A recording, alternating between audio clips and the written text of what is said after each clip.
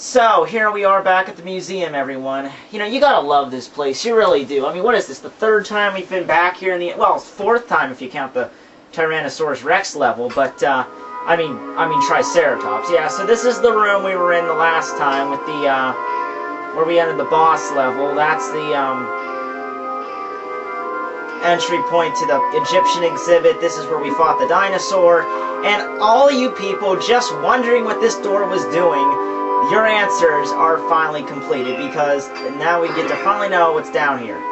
I know, that was like the big thing the entire game. What was in that one door in the museum we skipped over? Well, at least we have this cool new magic sword.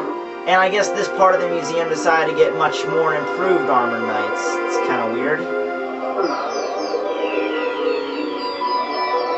And this wonderful museum music plays. I miss this stuff. It really is intriguing, yes. Alright, well, I just did that for the fountain. Up here is where all the well, most of the exhibits are up here. Let's see. And yes, those armored knights were the only enemies in the entire level. Okay, so here is the time machine. You can't be serious. This is a time machine. Wow. That's incredible. Now, you know it's a time machine because it's got a giant 4-foot clock on the back of it. I mean, come on. How do you know an electric car is an electric car? Because there's a giant lightning bolt on the side. I mean, it's just this obvious stuff, people. Wow. Okay, so the goal of the level is to go around trying to figure out where this is. Well, trying to figure out how to fix it. And our first exhibit is about space. Okay, so instead of, you know, something to tell us about space, we just get this weird area over here. And I guess a lot of the museum patrons must have the ability to take off their head, because that's the only way you can enjoy this simulation.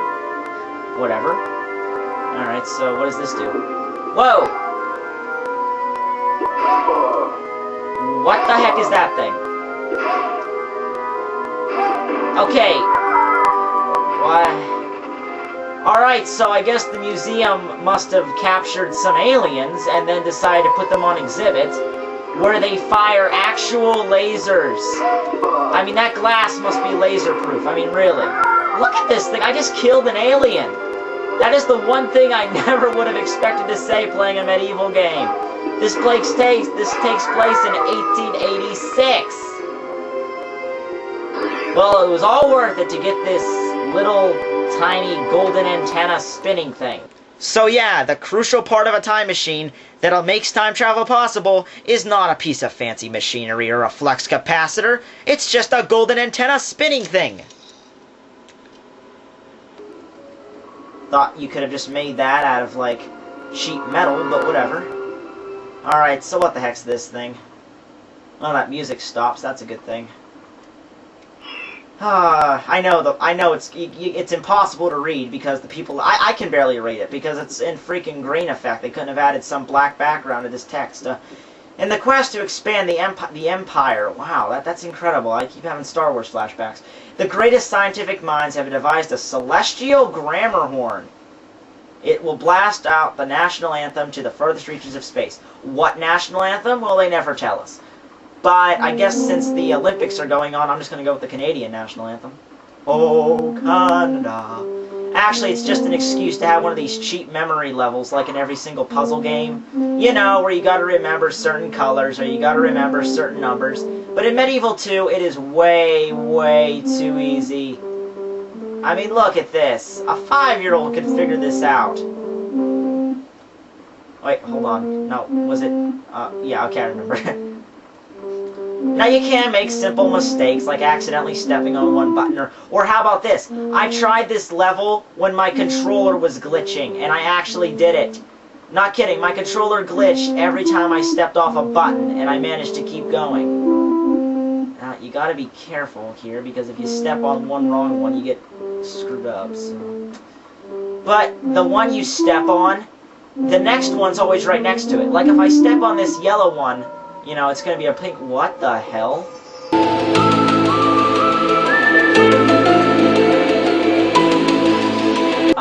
Please come back and tell me what the hell that was about. Maybe? Okay, so hands to the 4-foot giant clock. This is getting a very, very costly budget, people. I mean, wow. This stuff's so rare to find. I would have never thought. Alright, so this is another hand part of the level. This always screwed me up as a kid, because, you know, you're a kid, you don't have any patience whatsoever. You just want to hurry up and get the level done. And meanwhile, you got all this stuff going on. You just want to... Okay, I almost fell that one. It's really basic. Hop on one satellite, then hop on the second one. It's really basic, but, you know, the Dan hand's a little harder to control than regular Dan is, if that makes sense. You know, there's no way anyone could possibly even see what this exhibit is, being in a giant dome. The only way you could see what was going on is if you actually had the ability to shrink down to a hand size and go into this amazing place. Hey, wait a minute, those are satellites! This is 1886, I just realized that! What the hell is this museum? I mean, I guess we put that time machine to good use because we have active satellites orbiting a planet in 1886. I don't care if it's just for demonstration, I didn't see any wires anywhere. I call shenanigans. This is impossible. You know what? All the other stuff in the museum was really boring and, like, historical, like dinosaurs or Egyptology. I think we just stepped into, like, the kids section of the museum where all the parents drop their kids off. And, like, here, kids, go play with the giant celestial grammar horn or get shot by an alien. Me and Daddy are going to go see the Egyptology. Alright. Well, let's see here. Yeah, this is really basic stuff. So we have hands to a giant 4-foot clock, a golden antenna spinning thing, and just a small clock with a screw attachment in the back. Wow, the net worth for all this stuff must be at least $10 at your local Walmart. This is really hard to do.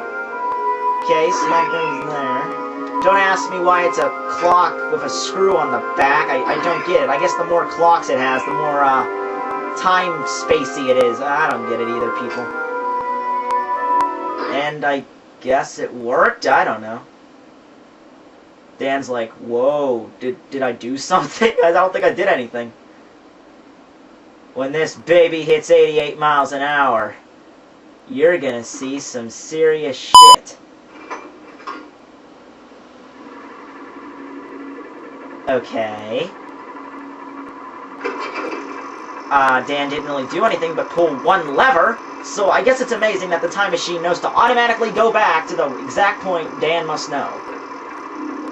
Wow, levitation too. All because of those 3 basic parts I just established. Now I know what you're thinking, that this level was kind of short, that there was hardly any enemies and no chalice, but that's because this is actually part 1 of the time machine levels. You see, it has 3 parts, and... Matthew! You gotta come back with me! Where? What are you talking about? Back to the future! Future? What are you doing with my clock? It's part for my time machine. Good. I see you already have the golden antenna spinning thing. Now, listen. I don't know if we're gonna make it. You gotta get in that time machine right now. You know, you'd think I should be weirded out by this. I'm really not. I mean, I play a level based around killer pumpkins. I gotta deal with killer pumpkins. Play a level based around an asylum. I get locked in a room for 13 days. This is probably the most positive thing that's happened yet. You know, in fact, who are you talking to, weirdo? Now hurry up and get in my incredible flying time machine. Fine, whatever. Let's just go.